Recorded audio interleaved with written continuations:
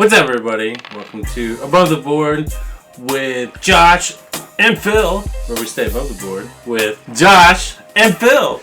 Recording in front of a live streaming audience at twitch.tv/abovetheboard.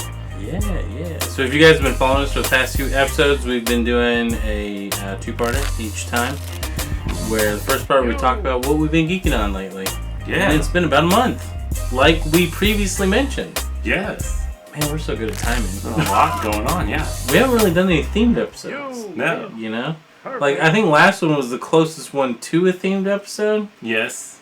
But we didn't really, label it as such or treat it as such. Yeah. But this is definitely, as you can tell if you're watching this. Yeah, well, let's tell the listeners. Yeah, our decorum, you know? Yes, you are wearing a Boba Fett Christmas sweater? Yeah. It's got his little emblem in the front.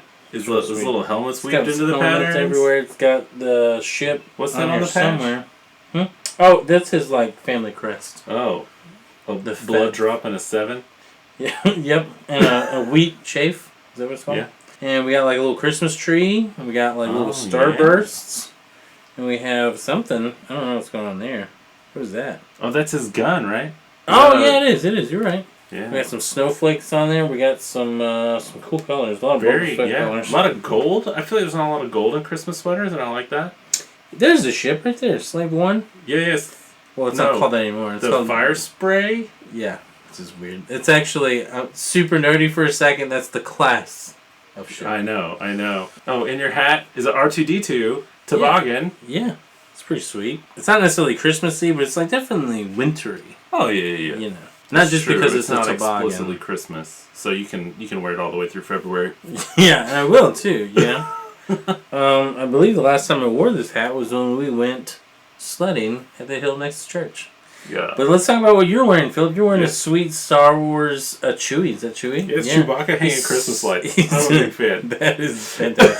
And he's making a signature growl sound. Yeah, I'm not good at it. I wish I could. I'm absolutely non-existent. They spelled it like ARG.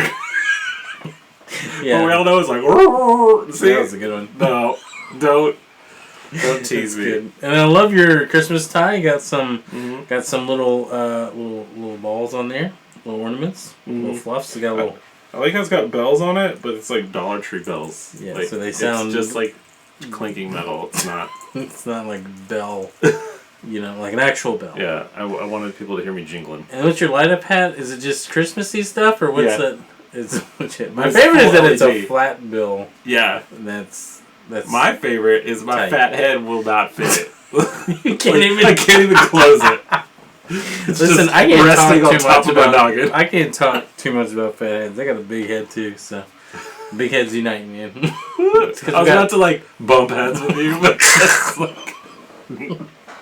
not cool. It's because we have big brains, you know? Oh, for sure. And because we have big brains, we have so much knowledge about, board games, pop culture, name it, But yeah, because this is our Christmas episode, I thought it'd be you kind of mentioned actually, that in between our geeking on, we can also kind of talk about what's our favorite things about Christmas or Christmassy things, Because I really want to mention my favorite... One of my favorite Christmas songs of all time is from The Year Without Santa Claus. And it's not even technically a Christmas song. I'm not familiar with The Year Without Santa Claus. I understand. A lot of people aren't. But it's the same, claymation like Rudolph and... Oh, okay.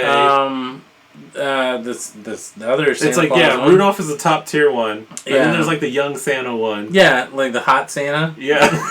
Thirst trap Santa. He's good looking, Yeah, okay. For a claymation puppet. And then also there's a wizard, there's a blue wizard dude that he befriends. Yeah. I don't know. Jack Frost or something? Maybe Jack Frost. That sounds right. But then you also have Year Without Santa Claus. Alright, I feel like I have heard of it now in this context. Yeah. Which is Santa gets sick, essentially. Essentially? Sick is a known thing? No, it's a cold, but they treat it like he's terminally ill. Yeah, the sniffles? Yeah, he's laid up in bed and the elves are you need to fill out your will. Essentially, the elves are... You're not too far off. Instead of, fill out your will, you're if he dies, we don't have a job kind of deal. So they're like, we got to make sure that Christmas happens with or without Santa. So they go around to try to essentially figure this out. Like these two little bumbling elves. And they befriend like a human kid that like goes with them. And Mrs. Claus is part of the ragtag Guardians of Christmas team, whatever they are.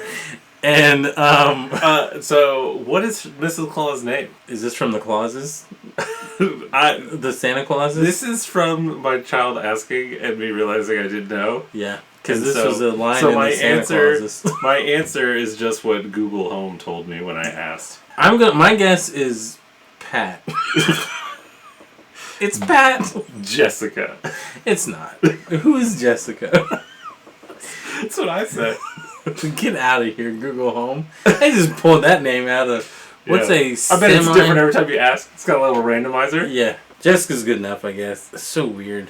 But I thought it was funny that you asked that, because it's definitely like a brief plot joke in the Tim Allen Santa Claus's show. That...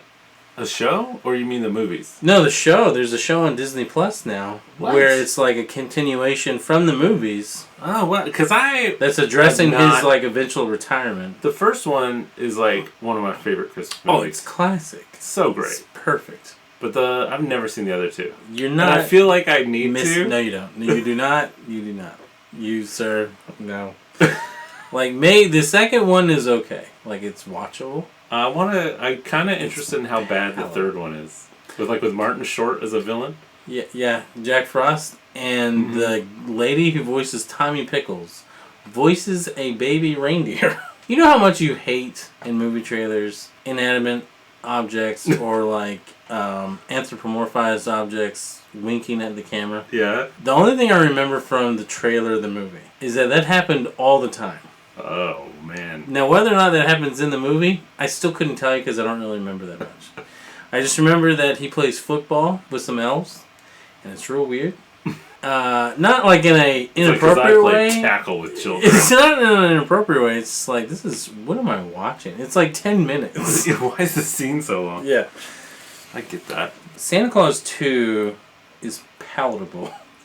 3, okay, like, if we've gone back and forth now with Brea, and you can stomach it pretty well. It seems like It's just because it's bad. Like that's what I'm saying. I love hating Brea. The worst television show on TV right now. It's so bad. It's rough. I'm sad that you haven't got to the season break because is that the episode 7 or whatever? Yeah, because I'm just gonna spoil it because it'll be a delight when you get to it. There's these guys guarding a pit that they're trying to get to. They have like automatic rifles and they're unarmed. But they left their ATVs with keys in it. So one of them cuts across to the right and these guys can't hit him. No. Like big stormtroopers look good. Yeah. Because then the other guy drives straight at them. And they still miss and he jumps off and it knocks them onto the pit. And they do like a ah! It's so bad. And then that's it? They're like, oh, we did it. Oh. Well, then they stop and look at each other and like, because every episode ends with them like looking at each other, not knowing what to do next. Sometimes it's just like, it's not even like end of the episode, it's the end of a scene. Oh, yeah. If there's like an obvious commercial break. Yeah. They're like, it's like, please stop. It is. It's like if you wish Lost was written like a Fast and the Furious movie. What a comparison! Like it's so accurate. Like things just happen to move the plot forward, but instead of them stealing cars, they unveil a new quote-unquote mystery. It's just always disappointing. And there's no... It's all about family. I know. Unless... Well, it kind of is, because all the reveals, it turns out someone's grandpa. Yeah. It's all about family. Oh, Jingle and Jangle, dude! Is that your guy? Yeah. Yeah, he's on it, man. That's from Year Without Santa Claus. Oh, so going back to that, real fast. My favorite Christmas song is the Heat Miser and Cold Miser. That's how this started. Is our favorite Christmas song? Okay. Yeah. Heat Miser and Cold Miser. Yeah. All right. It's fantastic. Does that mean they don't share their heat and cold? No, they're the sons of Mother Nature, so they're like in their own like realms, I guess. Like one lives in a volcano, one lives in obviously an ice palace. And I can't, even though I enjoy the movie, I can't remember why they go to both of them. Would they sing? Is a duet? No, not a duet, but like one. Yeah, there you go. Okay. Yeah, because the Cold Miser or whatever does his song, and it's I'm Mr. Cold Miser, I'm Mr. Snow, and then he does his whole bit, and then they go to Heat Miser, and same thing, except it's I'm Mr. Heat Miser. This is your favorite Christmas song? It's so great, man. Like it's so great. I'm gonna pull it up for you. You want some like remixes of it? You want like the Celine Dion cover? That's the first one I can think of who covers Christmas music. What about Mariah Carey? There we go. she doesn't cover it. It'd be an original. Pretty fantastic. I had this funny thought today because Santa Baby was on, and she's like, "Think of all the boys that I haven't kissed," and I just imagine Santa being like, "You never kissed me." Oh no. My favorite Christmas song, I don't know, I got so many. I love Christmas music in general. Yeah. But just because I'm that guy, I like Joy to the World because I can point out the fact that it's about the apocalypse. Yeah. It's like my favorite fact. Fun fact to just blow someone's mind. Yeah. That's pretty good. I mean, my favorite traditional Christmas song, that's not part of a weird, obscure Christmas movie, is Bing Crosby's Do You Hear What I Hear? Oh, that's a good one. It's my absolute all-time favorite. That is so good. That one stirs the old memory tabernacles. So, just because we're on it, something I'm geeking on is I saw Spirited. Yeah. The Apple TV original. No, it's not switched, right? No, sorry. Just kidding. Just kidding. But yeah, how was that? It's pretty good. It's pretty good. Is it a musical? Yes. Okay. It's like a full-on musical. Like in a way that I wasn't... Yeah, but like a full-on musical. Okay, cool, It's cool, not cool. like a Hamilton musical. Right. Like that, what they did for Disney Plus, where it was like Hamilton in movie form. Yeah. But it was Hamilton. Yeah, no. But it's like there's like a song every 5 or 10 minutes. That's fantastic. And it's like weird because the songs are like written to be hokey on purpose. Yeah. But they have it's like huge production value. Yeah. They got all these dancers everywhere. It's like really well choreographed or whatever. But like the songwriting is like weak in a way that it's supposed to be weak. Kind of adds to the humor a little bit. Gotcha. Like the big number in it is Good Afternoon. Because there's like this implication, Dickens' A Christmas Carol, that when Scrooge says a good afternoon in their face, it's like a rude connotation. Oh, yeah. And so they turned it into a whole thing where it's like, back in the day, it's the same as saying F you. So they're going around up to people like, good afternoon! It's wild. It is wild. That is a sample. The other bit that was interesting to me is that because the premise is like Will Ferrell is like a ghost of Christmas present, and they Scrooge people every year. Yeah. Ryan Reynolds plays an unredeemable Scrooge or whatever. Scrooge-esque character. Yeah, so they want to get him, and it's like the characters kind of are really good about how he's like a smooth talker and like flips it around and makes it about the ghost and stuff. It's really cool.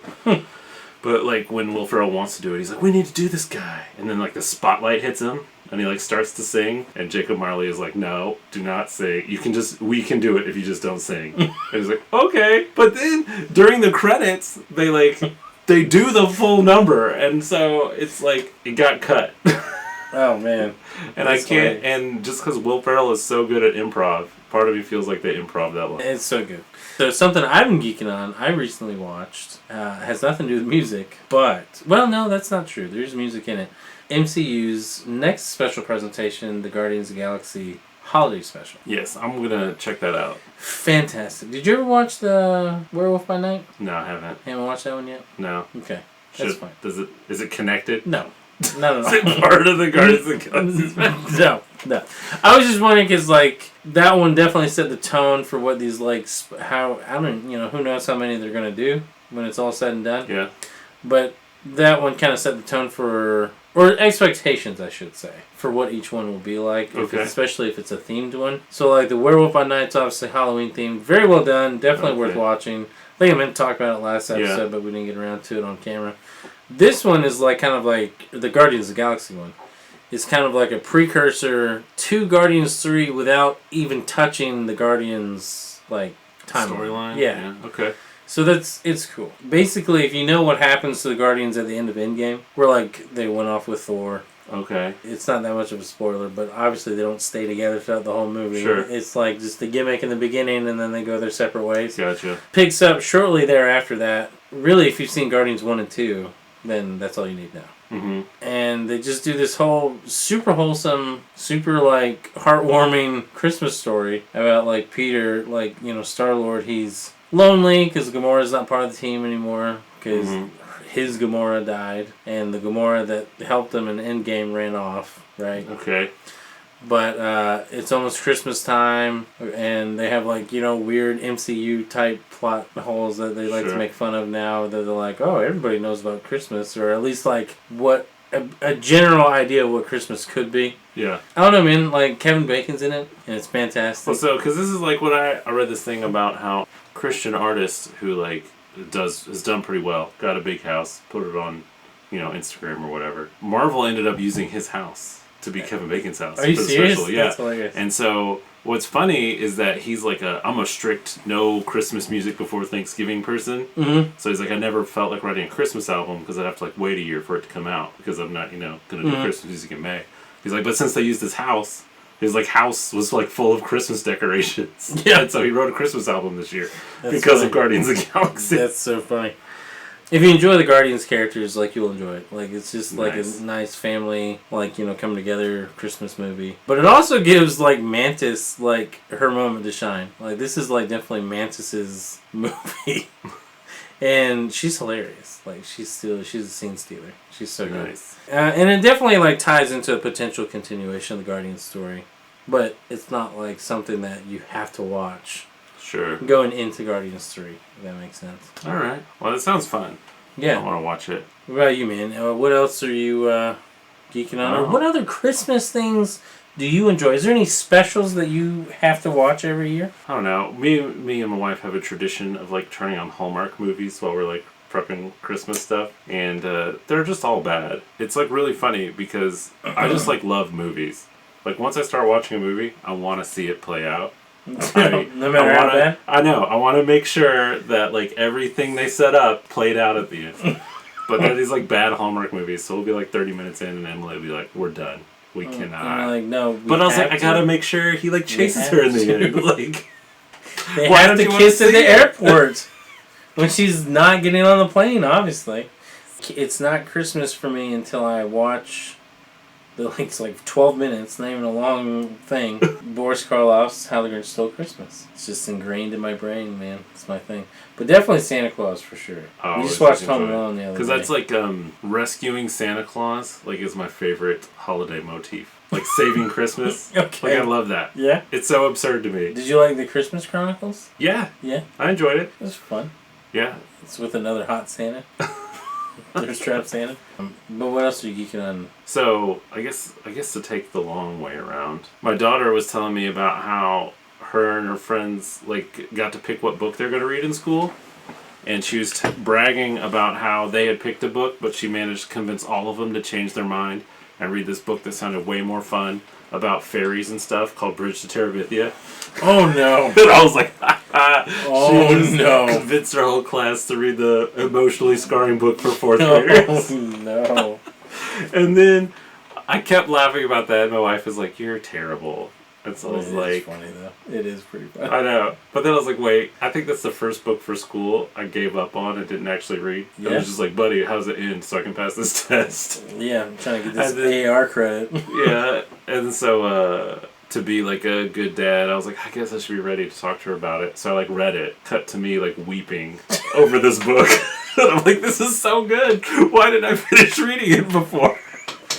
And so books are just mind movies. I know, it's so good. It was just top notch. And so later I was talking to you about how I like watching these stupid like teen survival shows or whatever. Yeah. And I said to you, Lord of the Flies is a genre I like. And so then in my head I thought, I've never read Lord of the Flies. And if Bridge to Terabithia was good, Lord of the Flies has got to be good too, right? And I read it. It's fantastic. It is. It's so good. But it's far from Bridge of Terabithia. Dude, it's like horrible in a whole different way. Yeah. It's not a book I'd let my 4th grader read. Oh man, it starts out so slow just because it is like a genre. Like everything was so familiar in the front because everybody's doing it. Yeah. Although to its credit, one thing it does that all the copycats don't get right is it jumped right into it. It like did not even set up anything. It's just like these boys are on an island, no adults. Yeah, and that's like done page 1. But like all the new ones are always like, we're on the bus together and we already have relationships. Yeah, and now we've crashed. Character development. Yeah. Yeah. No, and like it all comes out in the way it plays out. And it like there was a Stephen King quote on the back that was like, the back half of this changed the way I wrote books because it was so thrilling, and that is the truth. Like that back half of Lord of the Flies is gripping. Yeah, I read Lord of the Flies for the first time freshman year in college, I think it was. Yeah. Freshman year, because it was the year Lost came out. Yeah. Because Sawyer is reading Lord of the Flies in one of the first like handfuls of episodes. Yeah. And because I read that, and I read Watership Down. I love that book. Because of Lost. And, Watership Down is fantastic. Movie's a little intense. I mean, the book's intense too, but the movie is super intense. That's one of the things I got to the end of Lord of the Flies, I was like, this is so good. How is this not a movie? And I was like, oh, wait, it's too rough. Yeah. Nobody would film this movie of kids killing each other. It's a movie in the 70s or 80s. Well, is there one? It's a cartoon. Oh. And it's like, it's animated in the same style. Do you remember Secret of Nim? Oh, yeah. You know, that like, kind of Don Bluth type animated? Yeah. That's how it was. Oh. If memory serves correctly, I could be way off basis here, but that's like kind of how I remember it. I'm try to dig that up. And it was pretty violent, aggressively so. Yeah. Like where it was like it's on many lists of movies that are traumatizing the kids. I bet it is. It like stuck with me, and then like randomly, my wife's like, we never actually saw the last 2 movies of Hunger Games, and so we just like Hunger Games marathon this week. Nice. I guess your only other option would have been the Hannibal movies. And I can't do that. That's not going to happen. Now, if you're going to do anything Hannibal related, watch the show. You couldn't do that. Can't. No, I can't. Yeah. So what are you geeking on? No, that's fine. So during the holiday weekend, I went and saw Black Panther: Wakanda Forever for the 2nd time. Nice. Black Panther 2 twice. Yeah. Black Panther: The Return of Black Panther comes again tomorrow twice.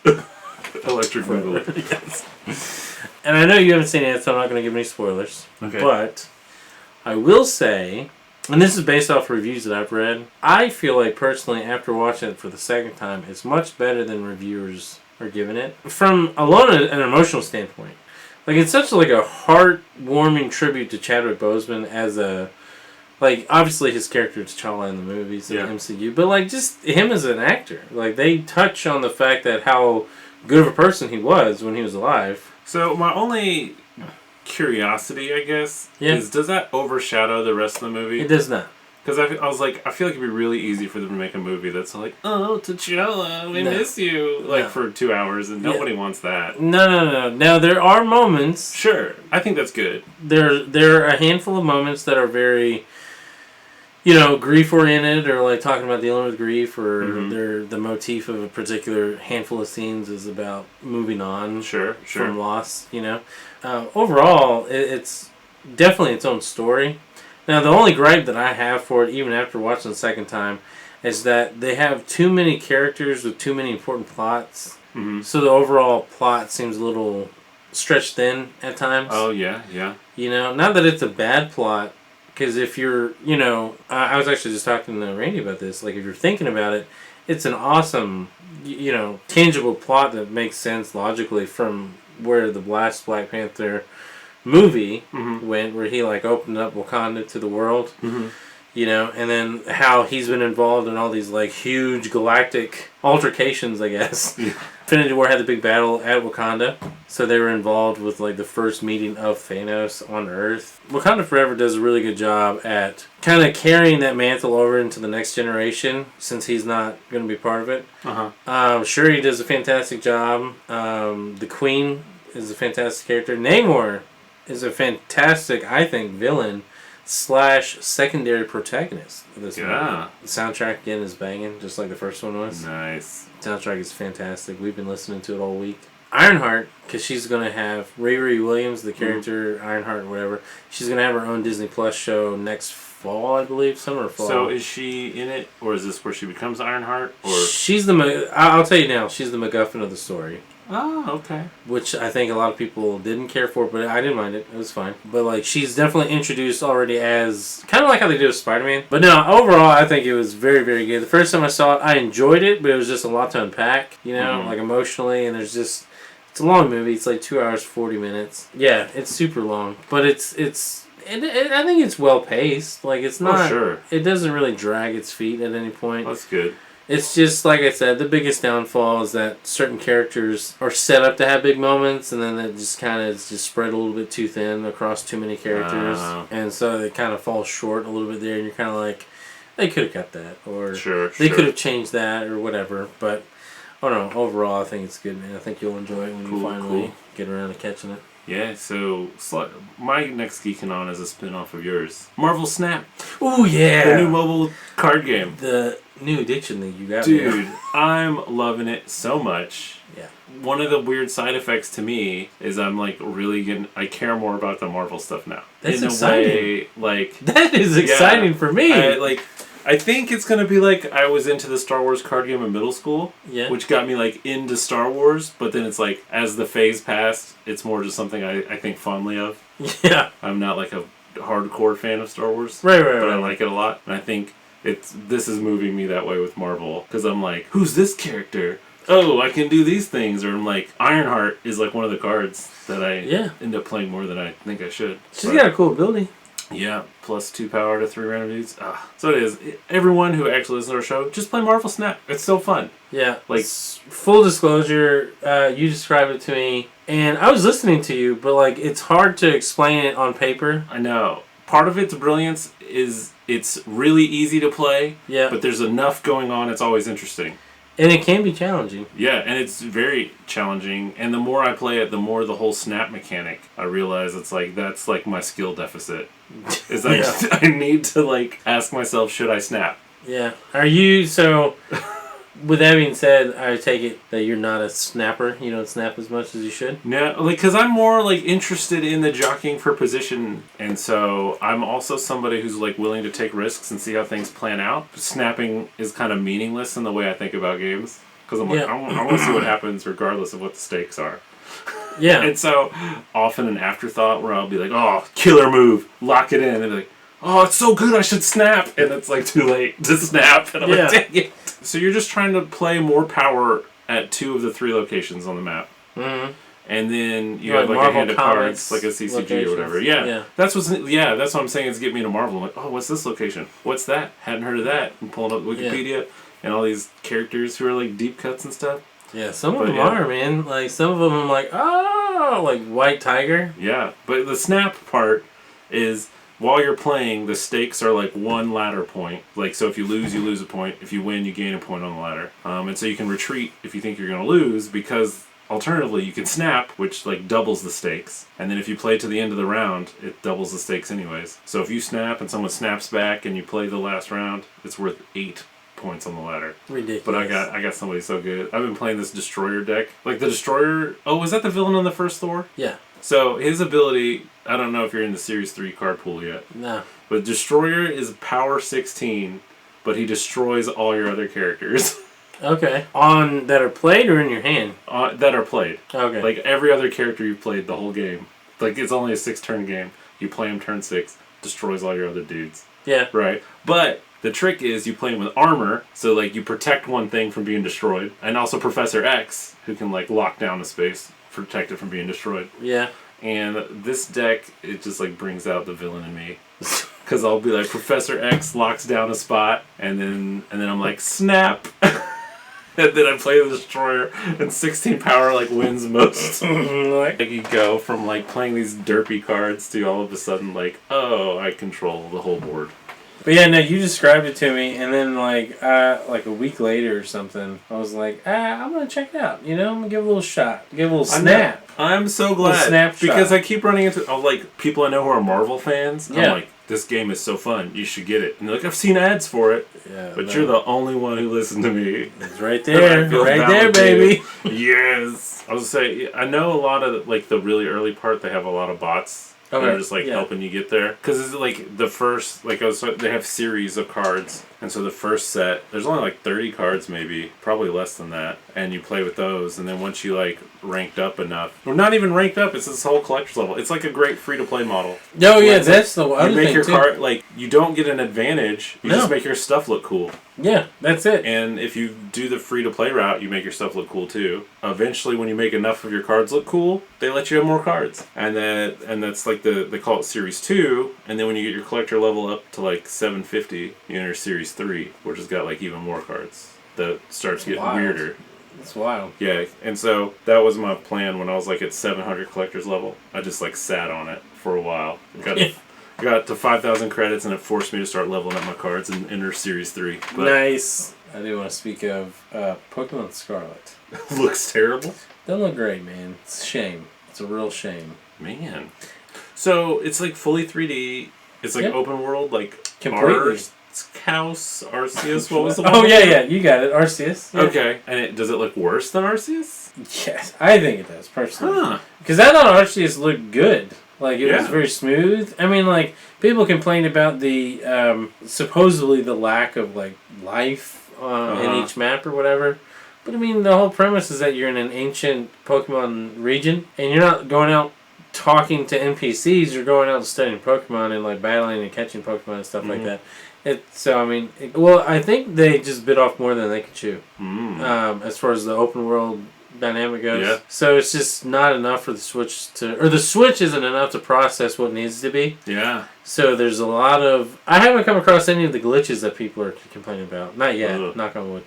But it is, like, super laggy. Oh, that stinks. And it is... I don't know, man. Like, it just overall doesn't seem as polished as any other previous Pokemon game. And it definitely... The best way to describe it, honestly, is it definitely just feels like they bit off more than they could chew. Like, here's an open world Pokemon game where they're walking around where you can see them instead of trundling through tall grass or whatever, and you randomly get a Pokemon. Now, I will say this, the new Pokemon designs are pretty cool. Normally, it's like, why is this in this game? You know?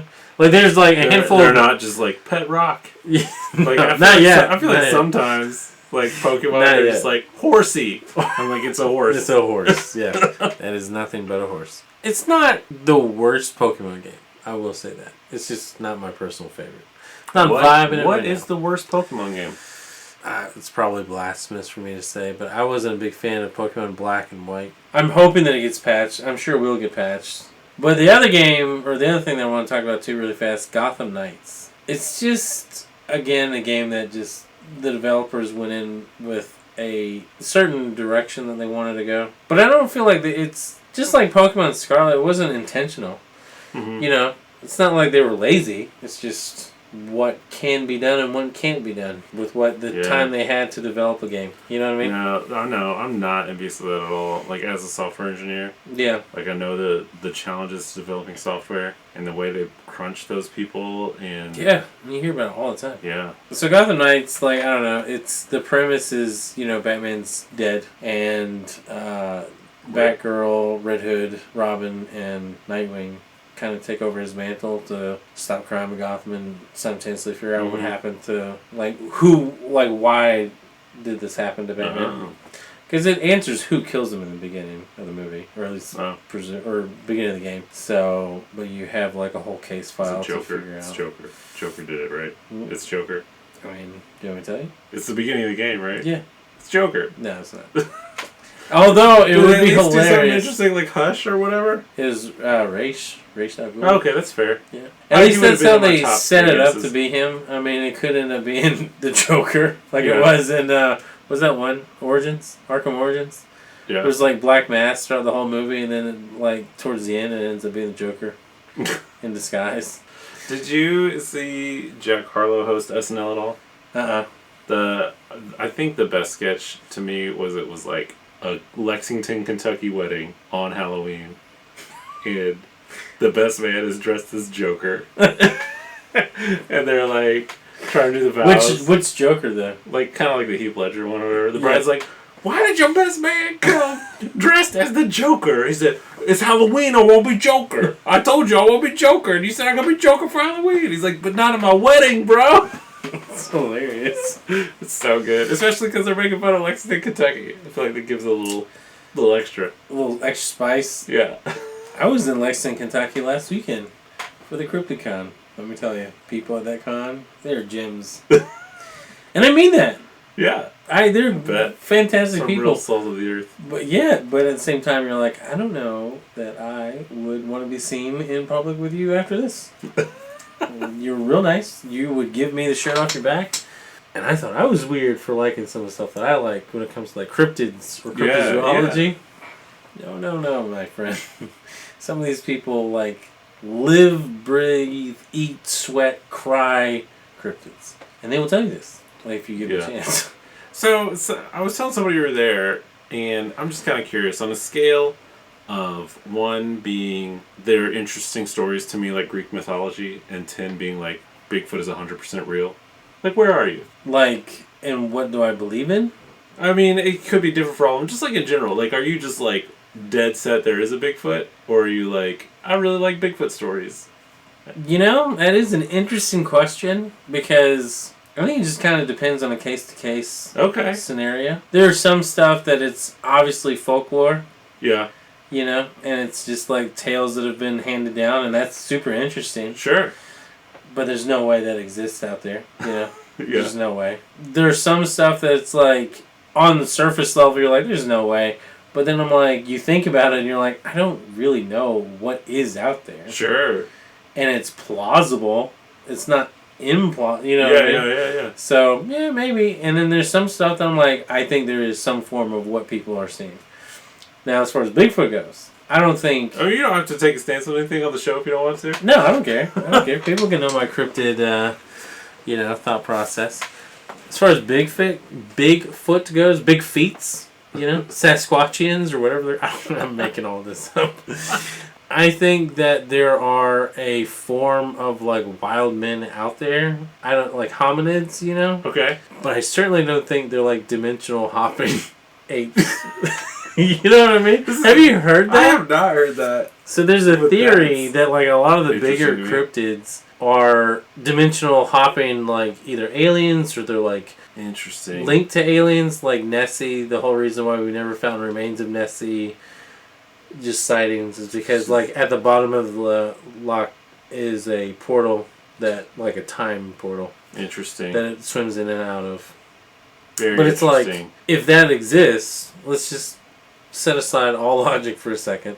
If that were to exist, wouldn't the water change? Like the water changed between 65 million years ago to today? Because I mean, wouldn't that pouring back and forth or whatever? Yeah, like wouldn't that do something? I feel like it would scientifically. Maybe it's like a oil and water bubble situation. Could be, but also like, what are the chances of like what is the possible situation that like a Nessie like creature swims out from like the Mesozoic era, and it's like it goes back before it dies? Like it knows to go back into the portal before it dies? Like I can't be seen dead here. I would never be seen dead in 2000 AD. Like that's a little weird to me. Now I do think that as far as like sea monsters go, like, in some capacity, 100% I believe in. Yeah.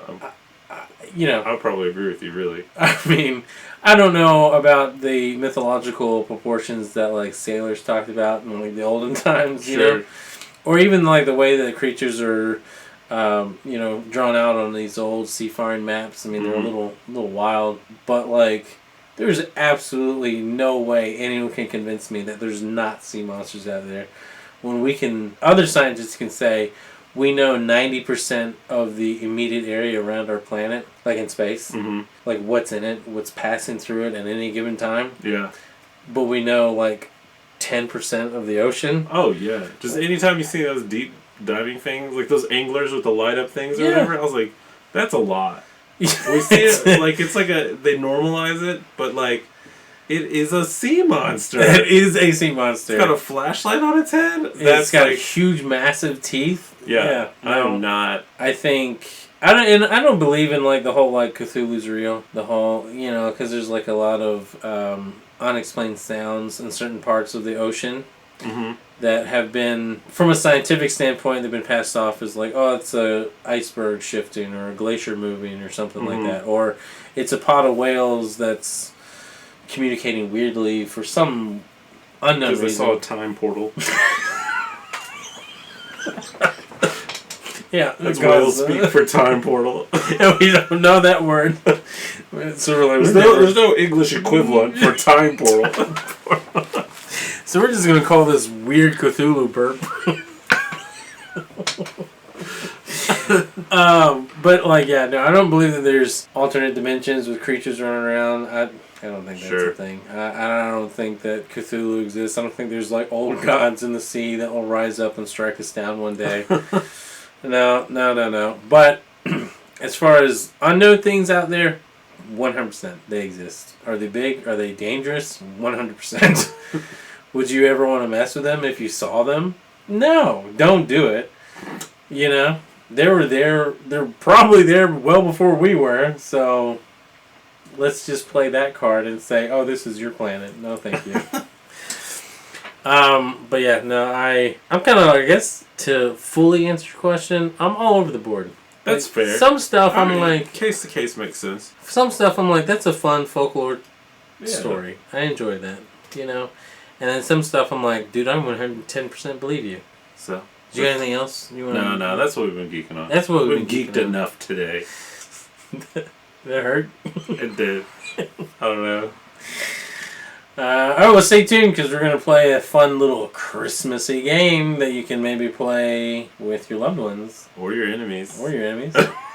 This holiday season. Now that I read the rules, I'm, feels a little family oriented in a way that I'm excited about. Yeah, we're going to get into it. So, stay tuned. You made it to the end of the podcast. Thanks for listening. Make sure to review, subscribe, like, heart, thumbs up, star, or whatever your listening platform lets you do to say we're something a human could listen to. You can message us on Twitter, Facebook, or Anchor.fm with all complaints and corrections. All the links you need are on AboveTheBoardPodcast.com. Stay above the board with Josh and Phil.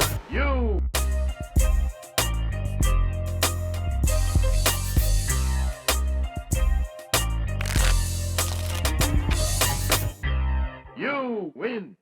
Perfect.